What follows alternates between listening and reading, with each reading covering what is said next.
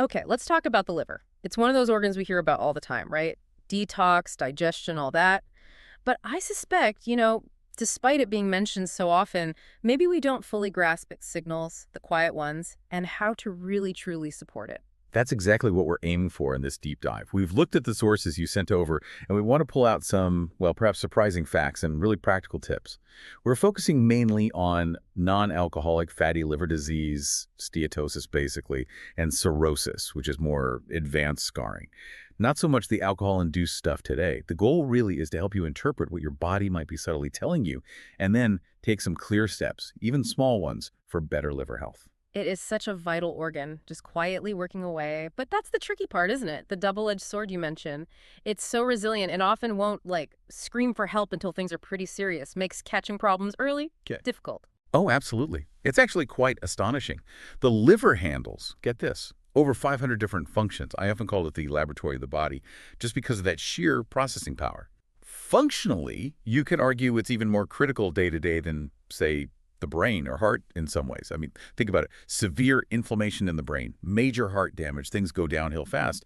But the liver, it can keep chugging along, doing all 500 jobs, even when a lot of its cells aren't working right. It has this incredible reserve capacity. Okay, right. So let's unpack that. If it's so good at compensating and doesn't give obvious signs until, late in the game, where do we feel it? What are the earlier signals? That is the key question, isn't it? You generally won't feel those really big digestive upsets or like huge energy crashes until the liver's quite significantly fatty, quite ingressado, as they say. The earlier signs are often, well, more subtle and referred. Referred pain. Okay.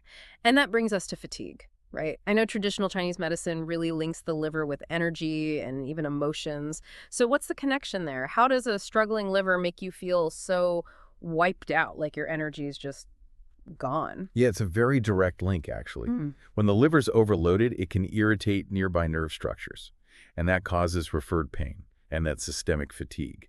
So, for instance, you might get pain at the back of your head, occipital pain. That can come from irritation around the third cervical vertebra, C3, in your neck, linked back to the liver, or that discomfort just under the ribs, especially taking a deep breath. Retrocostal pain. That's often the diaphragm-liver relationship being a bit off. And a really key one, often missed, is that pain between the shoulder blades on the right side feels like a sharp, almost knife-like pain sometimes, interscapular pain. You might even feel it radiating down the right arm or into the hand. Again, that's often coming from nerve irritation starting in the neck, triggered by the liver. All this kind of low-grade irritation just drains your energy. Wow, okay. Those are surprisingly specific locations. And what about dizziness or Mario's? That feels like a really unexpected one. It does seem odd at first, but it often comes back to the neck again, the cervical spine. See, liver dysfunction can sort of create stiffness or blockages in the neck. This can then mess with the arteries going up to the brain, right at the base of the skull. If blood flow, and therefore oxygen to the brain, is reduced even slightly, well, you can feel dizzy or lightheaded. Okay, that makes sense mechanically. So shifting gears slightly to digestion, what about changes in stool? What signals might we see there? Right. Well, with simple fatty liver, stool color is usually normal. Hmm. But if you see very pale stools, that's actually an emergency sign. It suggests a major problem with bile flow. More commonly, though, especially as fatty liver progresses, you might notice looser stools, maybe more foul-smelling, sometimes with undigested food particles. That points to a broader digestive slowdown and often something called intestinal hyperpermeability or leaky gut. The gut lining isn't doing its job properly. And I really have to stress this. The root cause for non-alcoholic fatty liver is almost invariably insulin resistance. When your body cells don't respond well to insulin, your pancreas pumps out more, and that excess insulin basically tells your liver, hey, store more fat. It's hard to find someone with an NAFD who doesn't have some level of insulin resistance or sensitivity issues. Right, insulin resistance is central. Okay, so if that's the driver and the liver's signals are subtle, how do we start turning things around or prevent them? What are the first steps? Honestly, the single most important factor, maybe surprisingly, is managing stress. Think about the classic fight or flight response. Right. If you suddenly see a wolf, right, your body isn't thinking about digesting lunch, it's thinking survival. Resources get diverted away from digestion, away from liver detox processes. All energy goes to muscles, heart, brain for immediate action. The trouble is, chronic modern stress work deadlines, relationship issues, just constant mental chatter keeps us in a low-grade version of that state all the time. Yeah. And that sustained stress just grinds down digestive function, compromises the liver even if you're eating perfectly. So lowering stress, calming that mental hyperactivity is paramount. That really clicks, connecting the mental state so directly to organ function. Okay, so stress management first. Then what about exercise? Where does that fit in for liver health? Exercise is huge. It directly tackles insulin resistance, which we just said is key. It helps empty out stored energy glycogen from your muscles and your liver. Gives everything a reset. Plus, working muscles release these amazing things called myokines. They're like little messenger molecules that travel to the liver and actually help with repair. But there's a but. Excessive exercise, like we're talking super intense, 2 hours a day, 7 days a week kind of thing, can actually become pro-inflammatory. It wouldn't typically cause fatty liver itself, but it can lead to a different kind of liver dysfunction from just sheer metabolic exhaustion. So balance is important. Balance, right. Not overdoing it. And sleep. We always hear sleep is important, but what's its specific job for the liver? Why is it indispensable? It's absolutely fundamental because the liver only really gets to regenerate and repair itself properly at night. During the day, it's constantly working, processing food, toxins, hormones, everything. It's an energy provider. But at night, when you're resting, it shifts gears. It receives energy. It detoxifies. It repairs. Those little fat droplets inside the liver cells, they need that nighttime rest period to start breaking down. So getting enough sleep, definitely more than 6 hours, ideally closer to 8 or more, is critical for actually reversing fatty liver, especially if you're also managing stress and exercising. Okay, stress, sensible exercise, sleep. Got it. Now let's get into diet. You mentioned it's not just what we eat, but maybe how. Exactly. My first piece of advice often is try eating less often during the day, gradually. Build up that metabolic flexibility. And here's a mindset shift I like to encourage. What if you could genuinely find healthy food just as enjoyable, maybe even more so, than that super processed dessert you crave? It's possible. Now, specific foods. Broccoli, and really all cruciferous veggies, kale, cauliflower, Brussels sprouts are fantastic.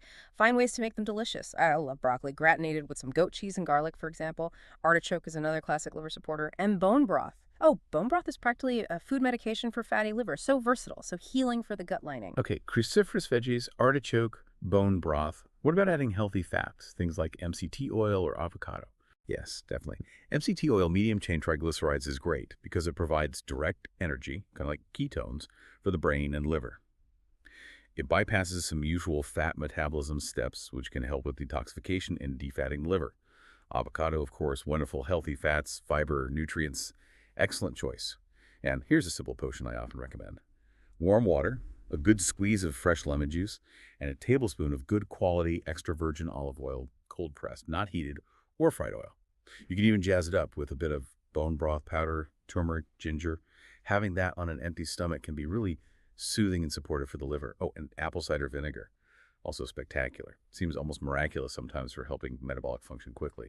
Try a tablespoon diluted in water for a month, always on an empty stomach. See how you feel. Interesting, the ACV too. What about gut health support? Probiotic foods. Yes, definitely important. Things like sauerkraut, kimchi, kefir, miso. Fermented foods bring beneficial bacteria. The trick is to maybe try one or two types, rotate them. Don't just throw everything in at once, which can sometimes be a bit much initially. And don't forget whole eggs. They're like pure energy packed with amino acids. I personally eat maybe 2 to 4 a day. Add some sea salt, black pepper, maybe that avocado or drizzle of MCT. People sometimes worry about eggs, allergies, cholesterol. But for most, they're just incredibly nutritious. Read the signals your body gives you. Also, green tea, those catechins, especially EGCG, are pretty much unsurpassed antioxidants for liver health, and moringa is another nutrient-dense green worth considering. Okay, lots of great food ideas there. Now, supplements. They are everywhere. People love them. Any key ones for liver support and maybe some cautions? Right, supplements. First, the caution. Please don't just start taking everything all at once. And remember, they supplement a healthy lifestyle. They don't replace it. That's key. Okay, specifics. Silymarin, which is milk thistle extract, is well studied. It helps reduce oxidative stress in liver cells, makes them work better. Around 300 milligrams a day is a common dose. Omega-3 fatty acids, hugely important. Potent anti-inflammatory. They help fuel the liver correctly, improve insulin sensitivity, really crucial.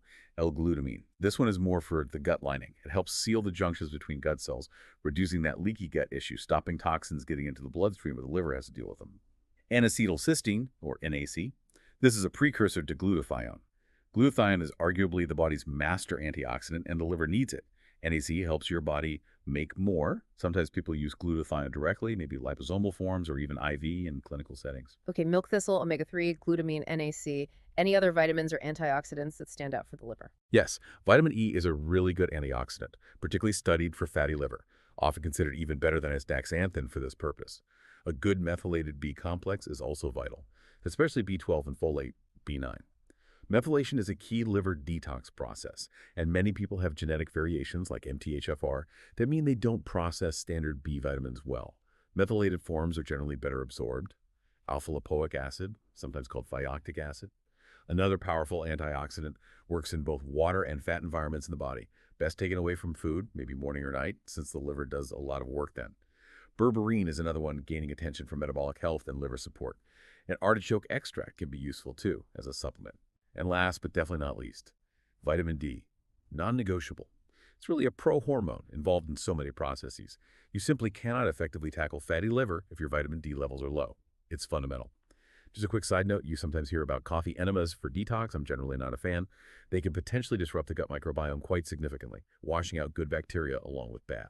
Probably not the best approach for most people. That's a comprehensive list. So, wrapping things up, it feels like the core message is about managing stress, eating sensibly, maybe less often, focusing on whole foods, moving your body appropriately, getting enough sleep, and then using targeted supplements wisely. It really highlights the liver as this hardworking, resilient organ that often suffers in silence, sending out these subtle, sometimes distant signals. Exactly. So perhaps the final thought to leave you with, knowing how vital the liver is, how quietly it works for you. What's one small, definite step you could take, starting today, to give this crucial organ a bit more support, something to think about?